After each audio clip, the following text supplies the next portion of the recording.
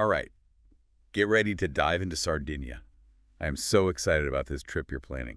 Beaches, mountains, history, you name it. It's the perfect blend. Sardinia truly is a world of its own, hidden away in the Mediterranean. Yeah, and I gotta say, I was surprised. Like, going through all this stuff you sent, there's so much more than just those typical spots everyone talks about. Yeah, and it's a big island. I mean, second largest in the whole Mediterranean, did you know? Oh, wow, I didn't realize it was that big. So we're talking some serious exploring potential here. Oh, absolutely. And that's what makes it so cool. It's not just one kind of landscape. You've got mountain ranges like Gennargentu, and then Monte Limbara, too. Those really shape the island's whole interior. So not just beaches then? No, way more than that. But then, of course, you do have those incredible cliffs plunging into the water like the classic images you see. Okay, I'm already picturing those epic road trip photos. Oh, yeah. You got to do some driving for sure. Winding through those mountain passes, and then bam, the ocean. Exactly. And that diversity is not just the land either. Sardinia's got this layered history, you know what I mean? Yeah, I was reading about that. It's fascinating. Phoenicians, Carthaginians, Romans, Arabs even, they all left their mark in some way. It's like this crazy cultural tapestry. Nowhere else is quite like it. Speaking of something that really stood out to me was those judicates. What was it, like the Middle Ages? Can't sound 10. Oh, yeah, the Judicates. So basically, imagine Sardinia divided up into these independent kingdoms, each one with its own ruler, laws, even language sometimes. Wow, so like a mini Game of Thrones situation? Kinda, yeah. And it wasn't just some quick phase either. This had a lasting impact. You can still see it. Today, you go to different regions. The architecture is different. The food's different. It's an echo of that Judicates period. That is so cool. Okay, I'm ready to time travel. Where do we even start with this trip? Well, it looks like you're pretty interested in Cagliari, right? Yes, definitely got a lot of stuff about Cagliari. Good choice. Good choice. It's an excellent starting point. Capital city, right? Yep. And it really sums up that whole Sardinia vibe. History, culture, that Mediterranean charm. Yeah, especially that Castello district. I was picturing like those narrow streets, maybe a little cafe tucked away somewhere. Amazing pastries. Oh, you're so right on. Castella's like walking back in time. Hilltop overlooking everything, the city, the sea, old fortifications, buildings, are all these pastel colors. I can picture it. And yeah, hidden courtyards all over the place. It's like centuries of secrets just tucked away. There's this one artisan shop I know, Via Stretta. It's on this little street. They make the most beautiful handmade ceramics. You'd love it. Okay, stop. I'm already booking my flight. But it's not just wandering around, though. There's some serious history within the city, too. Oh, I'm sure. What kind of stuff? You can't miss that Roman amphitheater. It's right there, carved into the hillside. Wow. Think gladiators, chariot races. No way. And the best part is, they still hold concerts and events there. Wait, are you serious? Yep. Imagine that, listening to music. In the same spot where gladiators fought centuries ago. That's insane. I love stuff like that. I'm a total history nerd. Okay, but gotta ask. Beaches. What about those beaches? I read something about Poeto Beach. Ah, Poeto. That's the heart of Cagliari beach life for sure. Kilometers of golden sand, crystal clear water. It's the spot to chill after a day of exploring. Soak up the sun, have an aperitivo, as the sun sets. Okay, I'm Isolde. Aperol spritz in hand. Sunset over the Mediterranean, done. See, perfect. Yeah. And, if you want, it doesn't have to be all El City vibes. What do you mean? Just south of Cagliari, there's this amazing coastal region, Villasimius. Picture dramatic cliffs, hidden coves, white sand beaches. They even have flamingos there. Flamingo? Wait, seriously? Oh, yeah, it's a nature lover's dream. Okay, you had me at hidden coves, but flamingos. That's Sardinia for you. Amazing. Okay, so we do Cagliari, maybe a day trip to Villasimius, get the best of both worlds. But I got to say, I'm also kind of drawn to that Costa Smeralda, The Emerald Coast. Oh, yeah, the Costa Smeralda. It's definitely alluring. It sounds so glamorous. It is, but it's a newer kind of glamour. Back in the 60s, it was pretty much untouched. Then this group of investors, including the Aga Khan, they saw the potential and boom, luxury central. Oh, so it's not your typical Italian village feel then? Not exactly. Think more.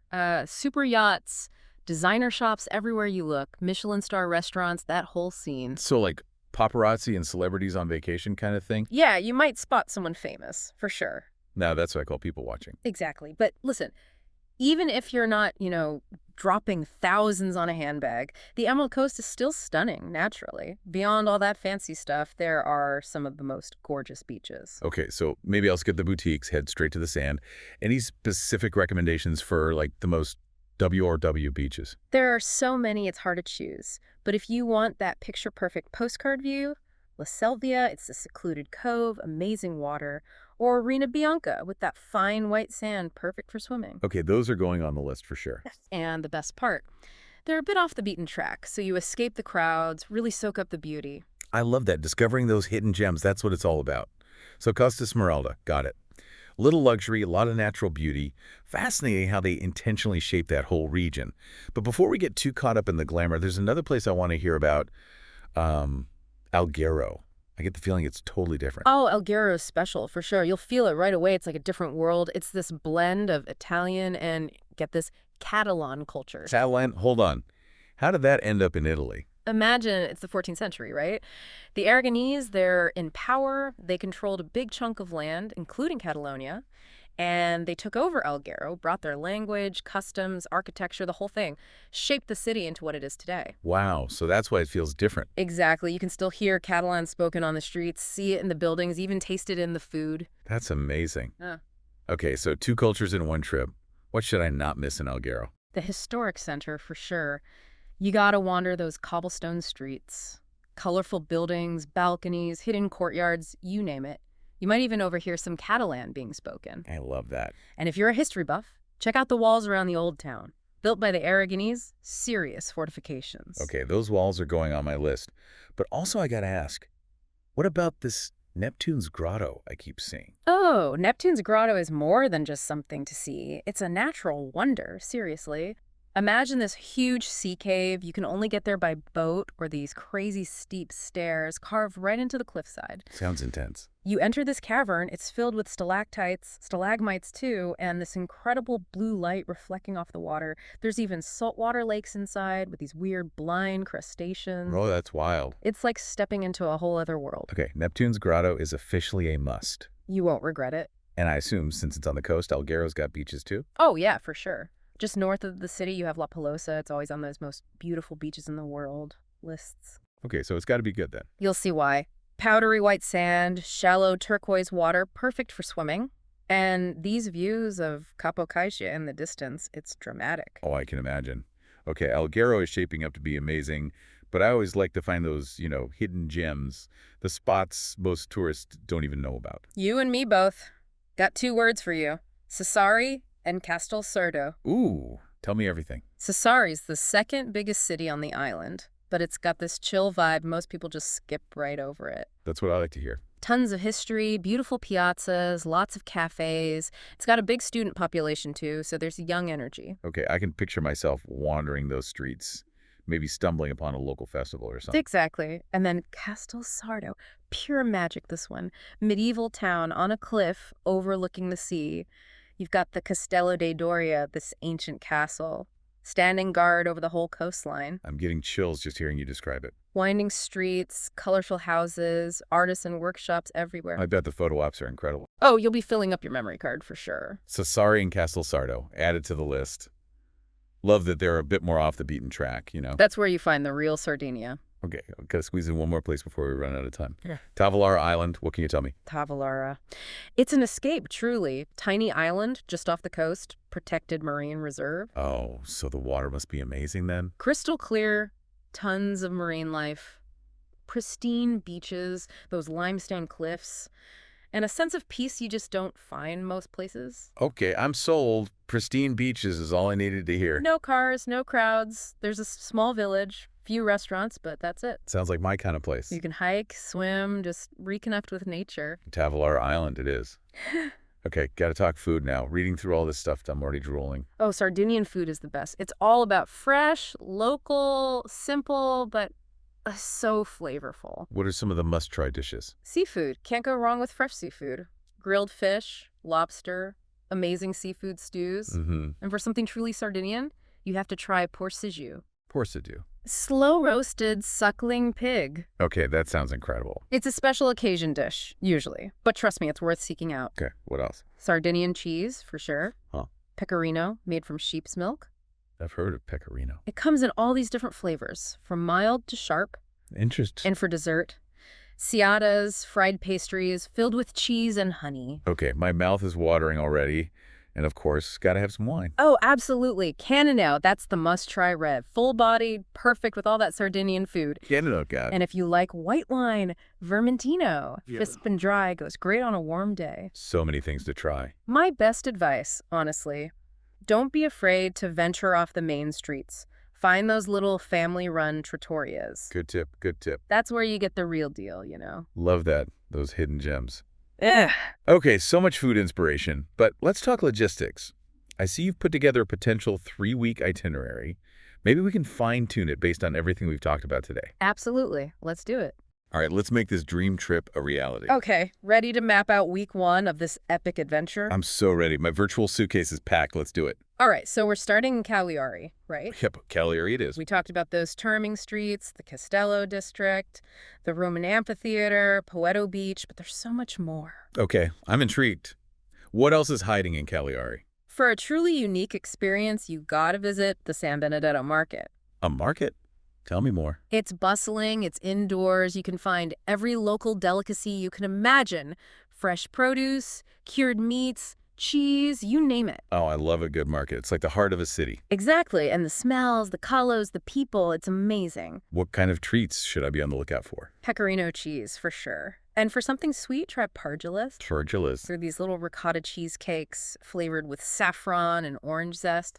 A real Sardinian specialty. Okay, pecorino and pargilis, got it. Mm.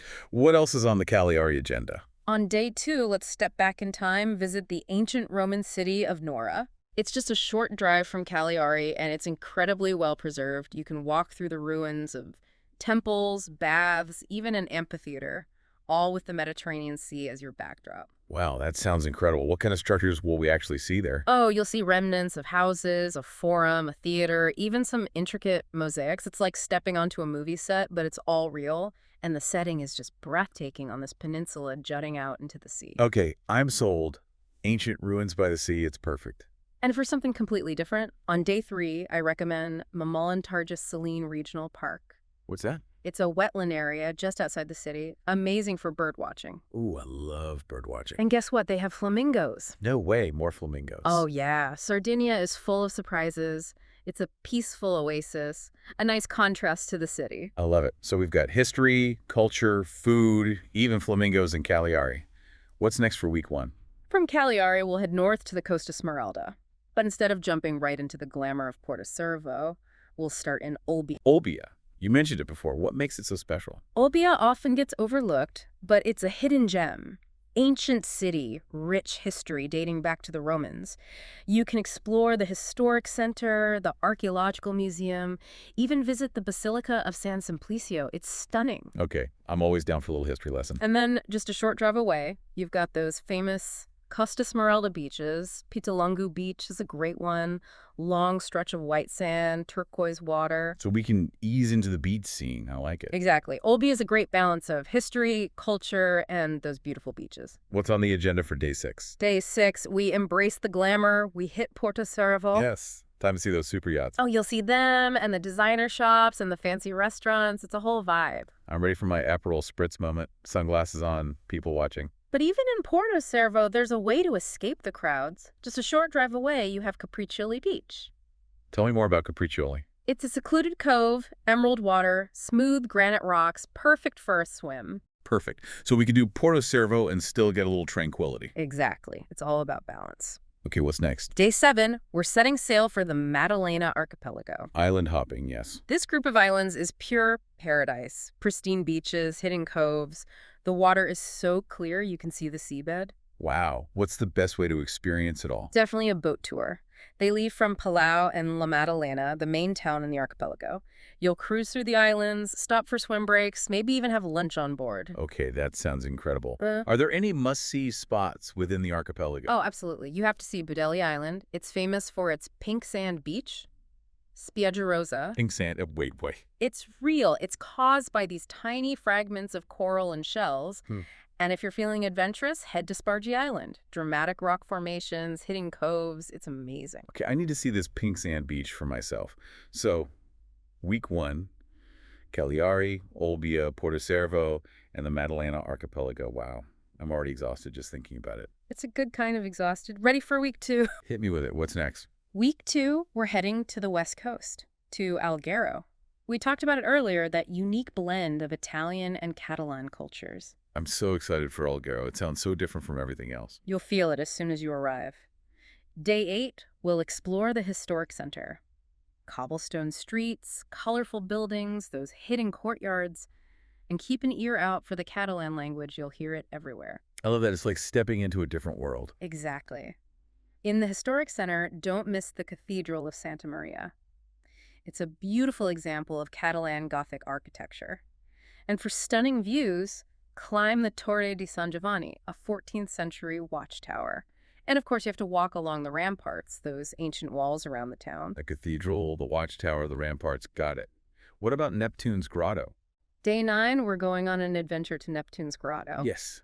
I'm so ready. You can take a boat tour, or if you're feeling up for it, hike down the cliffside. I think I'm up for the hike. Those views must be incredible. Oh, they are. It's this massive cavern, stalactites, stalagmites, blue light reflecting off the water. You'll feel like an explorer discovering a lost world. Okay, you've convinced me I'm hiking. But after that, I'll definitely need some beach time. Day 10, it's beach day. We're heading to La Pelosa. Remember, one of the most beautiful beaches in the world. Powdery white sand, turquoise water, views of Capocacci. It's breathtaking. La Pelosa it is. I can't wait to relax and soak it all in. And on day 11, we'll take a day trip to Bosa. Bosa, tell me more. It's about an hour south of Alghero, a true hidden gem. Colorful houses along the Timo River, the only navigable river in Sardinia, a medieval castle perched above the town, super charming. Bosa sounds lovely. What should we do while we're there? Stroll along the river, maybe rent a rowboat, visit the Castello di Serravalle, the castle, for amazing views. And you have to try the local Malvasia di Bosa wine. It's a sweet dessert wine. Okay, a river, a castle, and dessert wine. Bosa's going on the list. And then day 12, we head to Sassari. Sassari, you said it has a different energy than Cagliari. Yeah, it's more laid back, almost undiscovered. Start with Piazza d'Italia, the heart of the city. Then visit the Duomo, a beautiful 13th century cathedral. And of course, get lost in the historic center, tons of charm there. Piazza d'Italia, the Duomo, and those charming streets. Got it. In the afternoon, we'll take a short drive to Castelsardo. Remember that magical medieval town on the cliff? Oh yeah, Castelsardo. It sounded amazing. You'll love it. The views from the castle are breathtaking, and the town itself is a photographer's dream. I can't wait. What kind of artisan workshop should we look for? Castelsardo is known for its basket weaving. You'll find beautiful baskets everywhere. And the ceramics are great too, lots of unique pieces. Basket weaving and ceramics, noted. Week 2 is looking just as packed as week 1. Alghero, Neptune's Grotto, La Pelosa, Bosa, Sassari, Castelsardo. Wow. And the best is yet to come. Week 3 is all about tranquility. Okay, bring on week 3. We're starting with a few days on Tavalara Island. Yes. Tavalara, I'm so ready to escape to that pristine paradise. Day 13, we'll take the ferry from the mainland. The ferry ride itself is beautiful. You get these amazing coastal views. As you approach Tavalara, you'll see those dramatic limestone cliffs. It's stunning. I can only imagine. So no cars, no crowds, just nature. Exactly. Tavalara is a haven for nature lovers. Hike, swim, explore the beaches, just reconnect with the beauty of it all. Sounds perfect. And in the evening, have dinner at one of the island's restaurants. Fresh seafood, local wine, sunset views. What more could you ask for? It sounds idyllic. Any specific beaches or hiking trails you recommend? For beaches, Spalmatori di Terra is a must, long, sandy, perfect for swimming and snorkeling. And for hiking, the trail to the top of the island is a bit of a challenge, but the panoramic views are worth it. Okay, swimming, snorkeling, hiking, and amazing food, I'm in. Day 14, let's explore the coastline by kayak. The water is so clear you can see right down to the seabed. You might even spot some dolphins. Wait, dolphins? Oh yeah, Yeah. they love to play in the waters around Tavalara. And if you're lucky, maybe even a sea turtle. Kayaking with dolphins, that's going on the bucket list. And then day 15, we'll say goodbye to Savalara and head to Santa Teresa Gallura at the northern tip of Sardinia. Santa Teresa Glue, you mentioned it before. What's so special about it? It's a mix of Italian and Corsican influences. Beautiful beaches, rich history, and amazing views of Corsica, the island just across the water. So we get a taste of two islands in one. Exactly. You have to visit Rina Bianca, one of Sardinia's most beautiful beaches. And for history, check out the Torre di Longonsardo, an ancient watchtower with panoramic views. In the evening, have dinner at one of the restaurants overlooking the harbor. You can even see the lights of Corsica twinkling in the distance. Dinner with a view of Corsica. That sounds magical. What's the food like there? Lots of fresh seafood, of course, but also influences from Corsican cuisine, a mix of French and Italian flavors. Try the cheeses, the charcuterie, the wines, and for dessert, fiadone. Fiadone. It's a traditional Corsican cheesecake. Okay, I'm sold. Day 16, we're venturing inland to the Supermonte Mountains. The Supermonte Mountains, I love that we're getting to see all the different sides of Sardinia. You'll see why they're so special. For the Supermonte Mountains, I recommend a guided hike or a jeep tour. You can explore Golasu Garopu, one of Europe's deepest canyons, and visit the Tiscali archaeological site, an ancient Nuragic village hidden in a sinkhole. A canyon and an ancient village? Wow. Who were the Nuragic people? They were a Bronze Age civilization that flourished in Sardinia. They left behind these incredible stone structures called nuraghi. Tiscali is one of the best preserved Nuragic villages. Truly fascinating. So we're talking about a glimpse into a whole ancient civilization. The Supermonte Mountains sound incredible. Day 17, we're heading back to the coast to Cala Ganone. Alghero, I've heard good things. It's a popular spot for boat tours along the Gulf of Orsay. Dramatic cliffs, hidden coves, pristine beaches, and it's a great base for exploring the nearby caves, including sea caves. Sea caves like Neptune's Grotto. Exactly. One of the most famous is the Grotta del Bumarino. It's home to a colony of Mediterranean monk seals. Are you serious? Monk seals. You can take a boat tour and even swim in the cave. Swimming in a sea cave with monk seals. Now that's an adventure. And for our final 2 days, days 18 and 19, we'll head back to Cagliari. I love that we're ending where we began. It feels right. It gives you time to revisit your favorite spots, grab some souvenirs, and just savor those last moments in Sardinia. Perfect. But before we officially wrap up, I have to ask about the food. We've talked about some amazing dishes, but 3 weeks in Sardinia, there's got to be more. Oh, absolutely. Get ready for a Sardinian food tour. I'm ready. Let's do it. Have you ever tried pain carousel? Pain carousel. It sounds familiar, but I don't think I've ever had it. It's a traditional flatbread, super thin and crispy. They also call it parta musica, which means sheet music. Because it's so thin, I get it. You can eat it plain, with honey, cheese, even dip it in your coffee. Okay, I'm intrigued. What else should I be trying? If you like seafood, you have to try fregola e frutti di mare. It's a pasta dish made with these little pasta pearls called fregola, cooked in tomato sauce with fresh seafood. So good. Fregola ai frutti di mare. It's going on the list. And for a truly unique Sardinian experience, try culurgiones. Culurgiones. It's a type of filled pasta unique to Sardinia, usually filled with potato, mint, and pecorino cheese. Delicious. Okay, culurgiones. I need to try that. And of course, we need wine pairings for all this food. Besides Cannonau, try Vermentino, a crisp white wine that's perfect with seafood. And if you like something sweeter, Moscato, a dessert wine. So many wines to try. My best advice is to just be adventurous. Try everything you can. I will definitely be doing that. This has been such an incredible deep dive. I feel like I already know Sardinia like the back of my hand. I'm glad I could help bring it to life for you. I can't wait to experience it all for myself. All right, welcome back to our Sardinian adventure. It feels like we've covered so much ground already. I know, right? From those charming towns to the beaches, the history, the food. I'm still processing it all. And you're ready to hit the ground running, huh? Absolutely. But before I do, any last-minute tips or insights, things that'll help me navigate this magical island? Let's talk about getting around. We've mentioned renting a car. It gives you freedom, but honestly, don't rule out public transport. Oh, good point, especially if I chicken out on driving on the other side of the road. Exactly. Sardinia has a decent bus and train network, especially between the bigger towns. So I could relax, enjoy the scenery, no stressful navigation? Exactly. And it's budget-friendly, too. All right, transportation check. What about accommodations? Any tips for finding those authentic, off-the-beaten-path kind of places? Sardinia's got it all. Luxury resorts, charming B&Bs, but for something truly unique. Have you considered an agriturismo? Agriturismo, I've heard the term, but not sure I'd fully get it. Think farm stay, basically. Yeah. You experience the countryside, stay in these beautifully restored farmhouses, And the food, oh my gosh, home-cooked meals, fresh local ingredients. Okay, now you're talking my language. Yeah. That sounds amazing. Are they all over the island? You'll find them throughout Sardinia, but they're more common inland, where agriculture is still a big part of life. I love that. Supporting local farmers, experiencing that slower pace of life.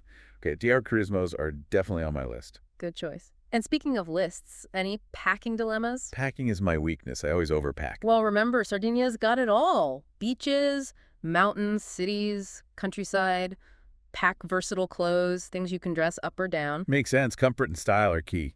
Don't forget your swimsuit, obviously. Sunscreen, hat, sunglasses are essential. That Mediterranean sun is strong. For hiking, you'll need good shoes. And if you're visiting churches, pack a scarf or shawl. Right. Good reminders.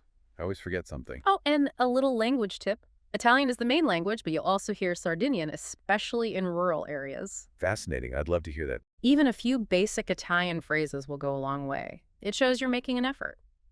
Totally agree. I always try to learn a few before I travel. It's amazing how much a simple grazie can brighten someone's day. And most importantly, be ready for the warmth of the Sardinian people. They're incredibly friendly, generous, and proud of their island. Don't be surprised if you get invited to share a meal or a glass of wine. That's what I love about travel, those genuine connections. Embrace the unexpected. That's my final piece of advice.